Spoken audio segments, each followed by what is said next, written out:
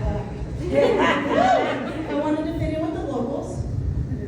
But as the salesman was telling me all the perks about my car, the one he was most excited about was that my back seats fold down completely flat. So of course I'm thinking, where is this guy going with this? Is he low-key hitting on me? But no, he proceeds to tell me that it's in case I want to go camping, so I can sleep in my car.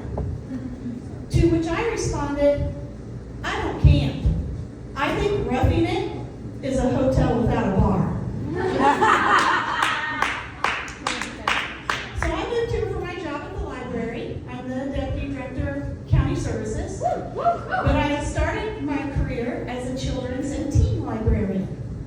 I did that for about 3 years until I found out that I don't really like other people's kids.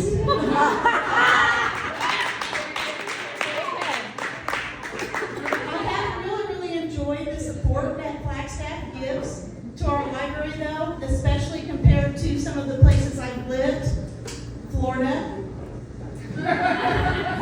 Kentucky, and Indiana, where I'm from. But it has been really hard to meet people here.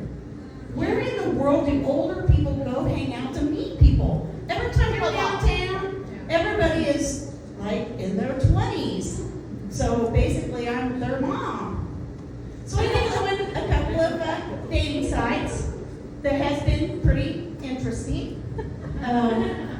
Most of the guys' profile pictures, they are not smiling. Apparently, no one has told them that they would be so much prettier if they smiled.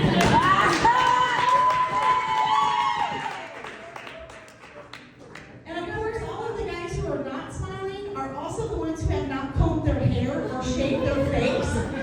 So when I see them not smiling, I wonder, do they brush their teeth? I actually had a guy message me and ask me how much I weigh. I weigh enough to beat your ass.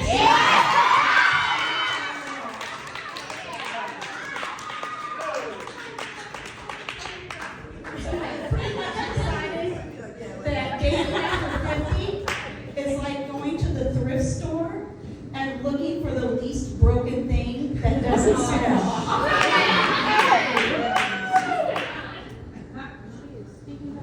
But I do have one question for everyone.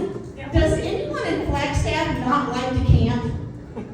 Anyone not like to camp? I mean, what is wrong with a hotel with a bar? Right? Besides, I have proof that camping is bad for your health.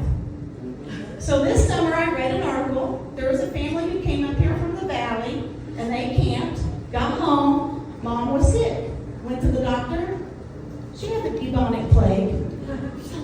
That is 60% fatal if it's not caught in time. Besides, every crime show I've ever watched, the campers are brutally murdered. Or they find the body. Camp armed. So I'm just not going to take my chances. Thank you very much. So do I have any crime show fans in the audience? Crime show fans? Do I have anybody who takes notes like me? So I'm pretty sure that I can bury a body and get away with it. And my kids have my back. And the reason I know my kids have my back is because a few years ago, I wanted to get another cat. So my son texts me and he says, Mom, you are supposed to murder your husband and bury him in the backyard before you become the crazy cat lady. So we were all having Thanksgiving together, and of course me and my kids were laughing. We thought it was funny. It was hysterical. My husband at the time, though, did not find it funny at all. So I'm single now.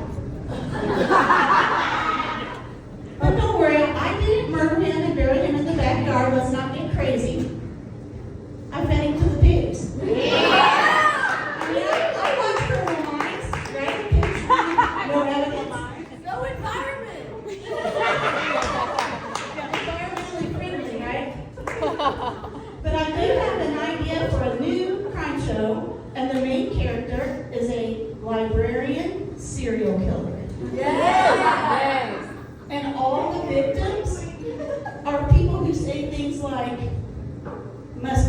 sit around and read all day.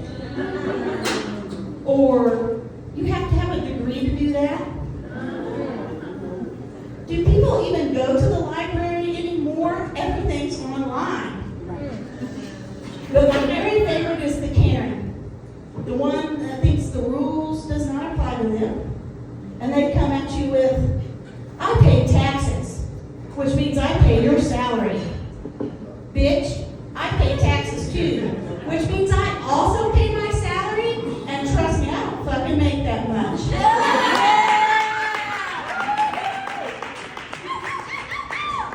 And of course, no one suspects the mild mannered librarian because, cardigans and sensible shoes.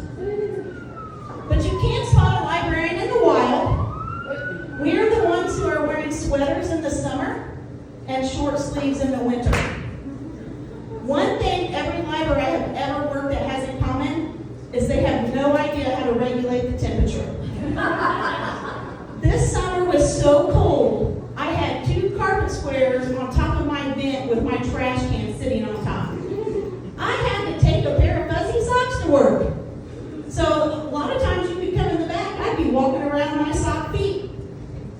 The other thing that every library I've ever worked at has in common is the intensity that surrounds the end of the fiscal year.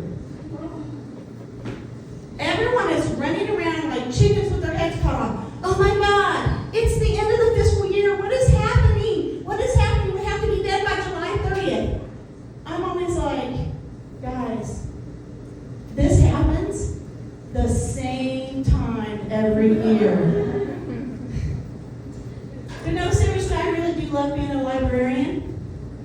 And a lot of our job now involves technology. And most of us have gotten very, very good at it. But, sometimes we still need the IT guy. Now, by the time I'm ready to call the IT guy, I have already tried all of the basic things, right? And I'm like, okay, now I need to call IT. This is a little above my understanding. So when the IT guy walks in my office and looks at me and says, did you turn it off and turn it back on? Dude, you are the next victim on my list.